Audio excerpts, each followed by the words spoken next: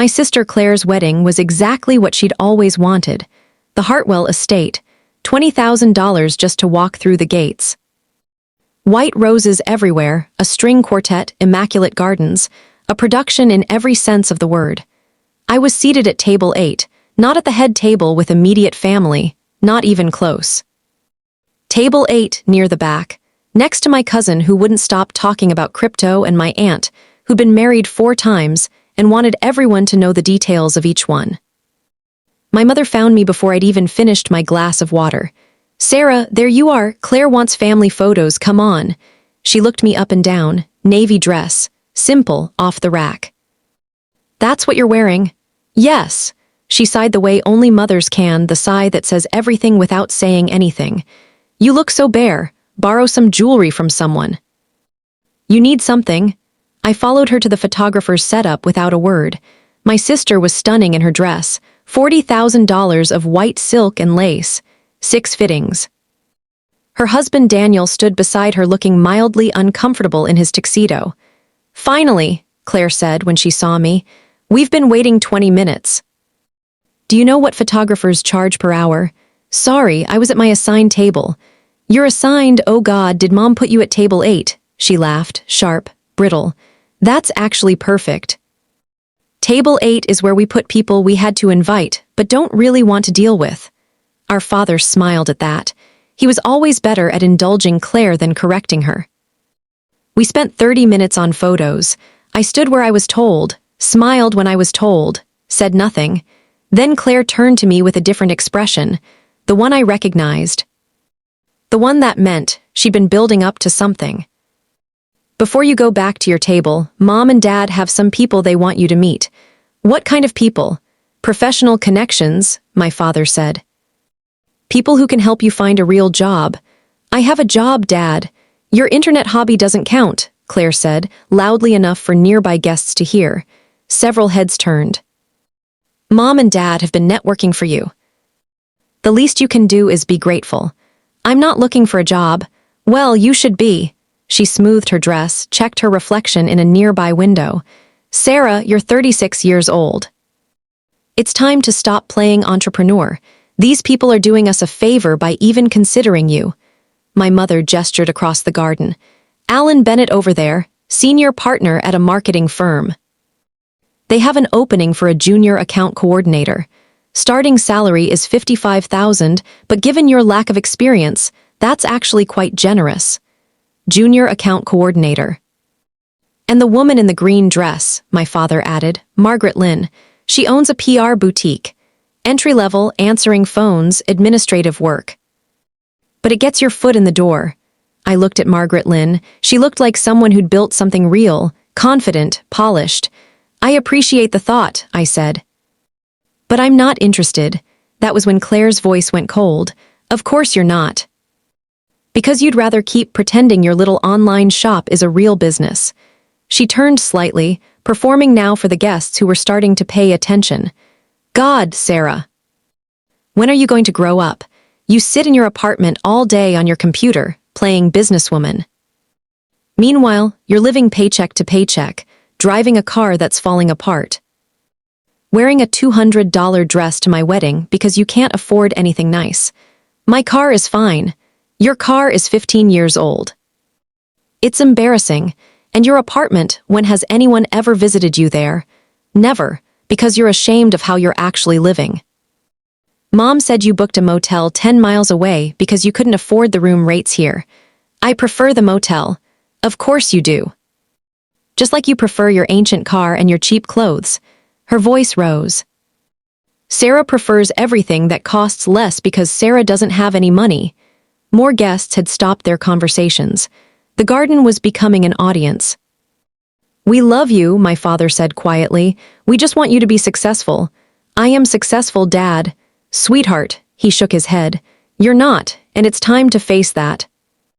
You went to one of the best universities in the country and dropped out after 2 years to chase this business idea. 15 years later, what do you have to show for it? More than you know. Name one client," Claire snapped. "One major client. Prove your company is legitimate." I could have named 20. Could have ended it right there. Instead, I said nothing. I wanted to see how far she'd take it. She took it further. See, she gestured at me like I was evidence. She can't name anyone. Because there's no one. There's no real company. There's just Sarah in her apartment doing God knows what on her computer and calling herself a tech entrepreneur. She tried, my mother added softly, making it worse. She just doesn't have what it takes. Not everyone can be a success story. The important thing is she learns from this and moves on to something realistic. You could still have a professional life, my father said. You're only 36. Please talk to Alan and Margaret. Let them help you. It's not a fantasy, I said. Then prove it. Claire was almost shouting now. She turned to address the crowd directly, and I realized she'd stopped pretending this was a private conversation. Everyone, this is my sister Sarah. She's a cautionary tale. Proof that intelligence doesn't guarantee success. Stanford dropout who spent 15 years selling things on the internet. She's broke, she's alone, and she's still pretending. I'm not broke. Really, then why the $200 dress? Why the 15-year-old car? Why the motel 10 miles away? She looked around at the guests, inviting them in. My parents have spent years making excuses for her. Oh, Sarah couldn't make dinner, she's working. Oh, Sarah can't contribute to Mom's birthday gift, money's tight. I'm done covering for her failures. I never asked you to cover for me. You didn't have to ask. That's what family does. Her voice cracked into something harder. But I'm done, Sarah, done pretending you're not an embarrassment to this family. We have successful people here, Daniel's colleagues, Dad's business associates, and they all know. They all know about the sister with the sad little internet shop that never became anything. The word embarrassment hung in the air like something physical. Then a voice from behind me said, I think everyone should take a breath. I turned. Alan Bennett, the marketing executive, he was looking at Claire with visible discomfort. This is a wedding, he said carefully. Family disagreements might be better handled in private. With all due respect, my father said stiffly. This is a family matter. It's not very private anymore. Alan gestured at the crowd that had formed around us.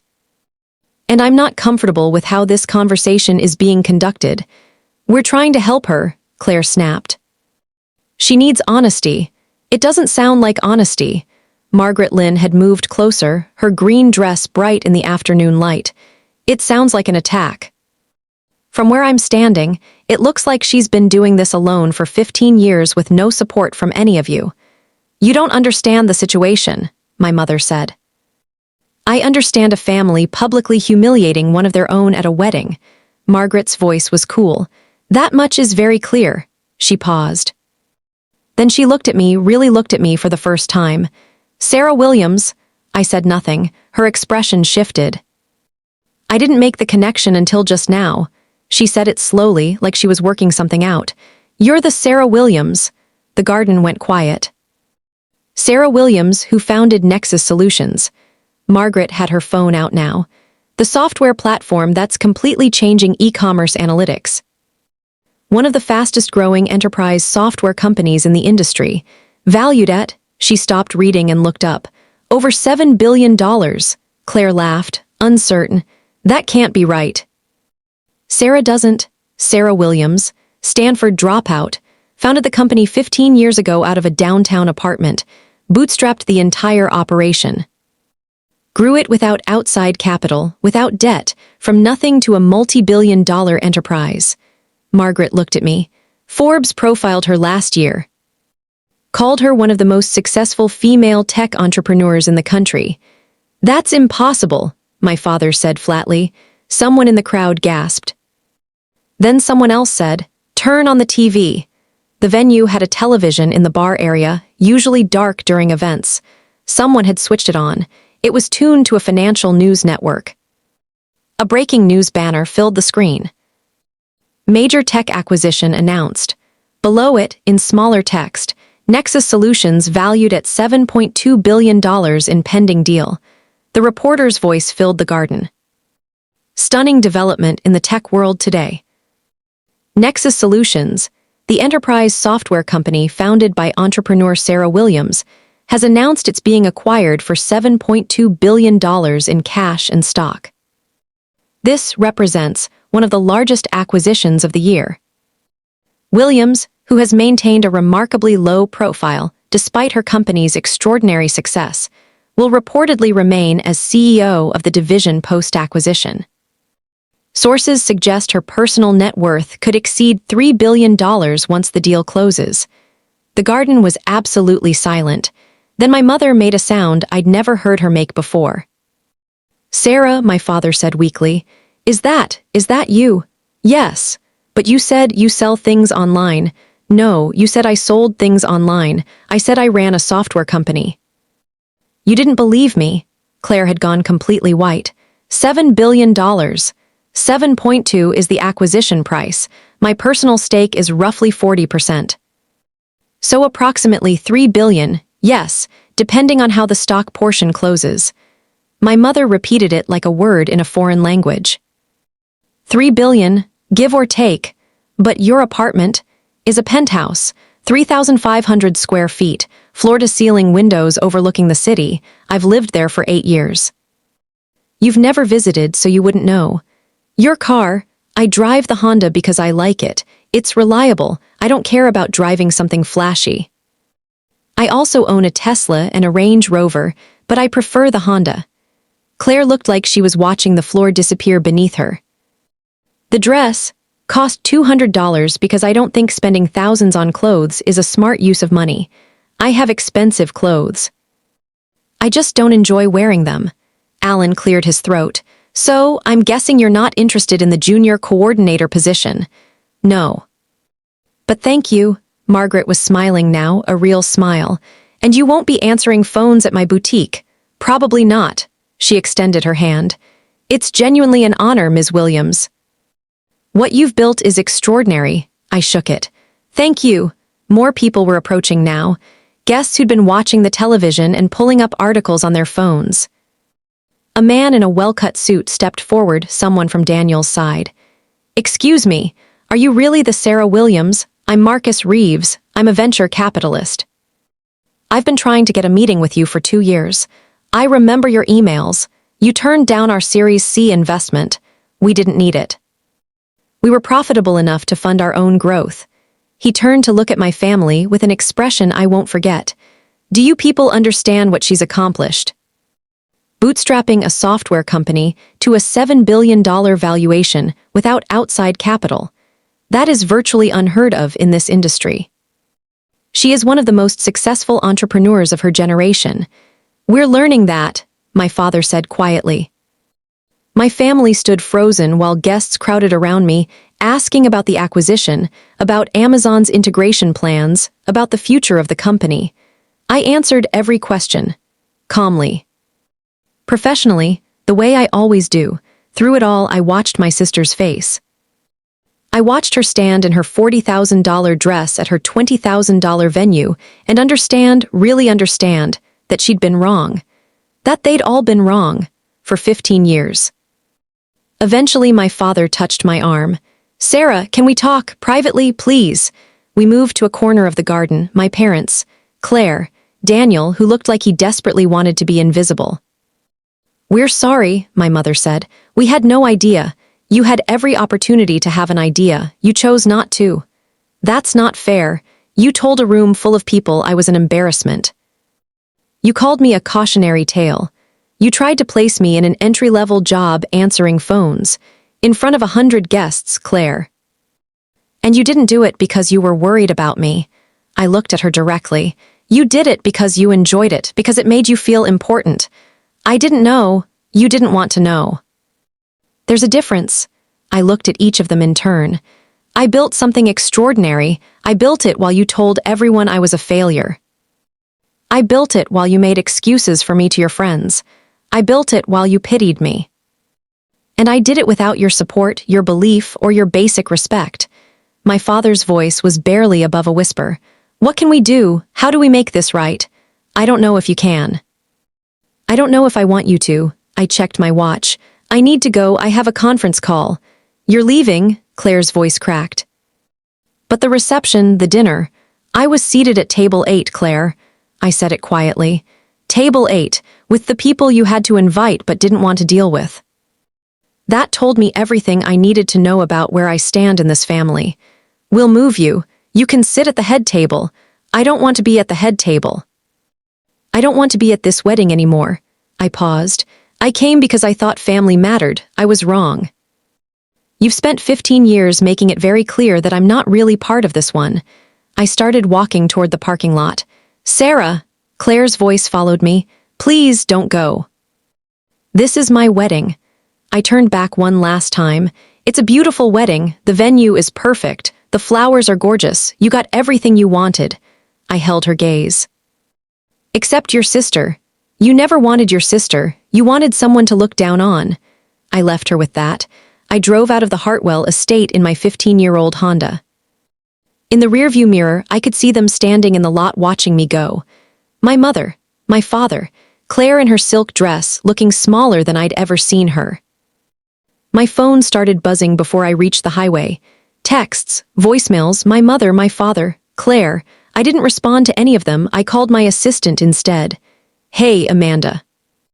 Can you push the Amazon call back 30 minutes? And schedule a PR meeting for tomorrow morning. The acquisition announcement is getting more attention than we expected. We need a media strategy. Already done. Interview requests are flooding in. Forbes, Bloomberg, the Journal. Tell them we'll consider everything after the deal closes. Until then, heads down, focused on integration. Got it. Anything else? No, thank you. I hung up and drove through the city toward my hotel. My phone kept buzzing. More texts, more voicemails. More emails. My family wanted to talk, to explain, to apologize, to understand how this had happened. But I didn't owe them any of it. Not my time, not my explanation, not my forgiveness. I'd spent 15 years building something real while they told everyone I was a failure. I'd done it without their support, without their belief, without even their basic respect. I'd done it completely alone. Now they knew. The whole room knew. The bride's embarrassing sister was worth $3 billion. The family failure had built an empire. And the look on Claire's face when that news segment started, that moment of pure, undeniable realization, that was worth more than any apology she could ever offer. Because that moment was truth. They had been wrong about everything for 15 years, and now they had to live with that. I pulled into the hotel, handed my keys to the valet, and rode the elevator up to the top floor. The city stretched out below me, lights beginning to appear as evening settled in. Somewhere across town, a wedding reception was continuing. Dinner was being served. Toasts were being made. Claire was probably smiling for photos, trying to pretend the afternoon hadn't happened. But everyone in that room knew the truth now. They all knew about the sister at table 8. The sister who got called a cautionary tale in front of 100 people. The sister who turned out to be worth $3 billion. I opened my laptop. The Amazon executives filled the screen. VPs, directors, legal teams, integration leads, all of them ready.